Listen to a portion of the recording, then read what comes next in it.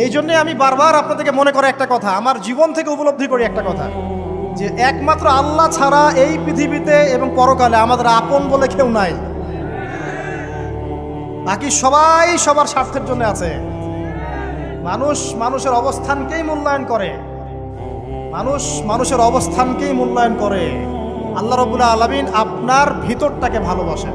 দেখেন, আপনি যখন নামাজ পড়েন নাই, আল্লাহ পাক কিন্তু আপনাকে ধ্বংস করে দেন নাই। আল্লাহ পরম করুণাময় আপনাকে হেদায়েত দিয়ে নামাজি বানিয়ে দিয়েছেন।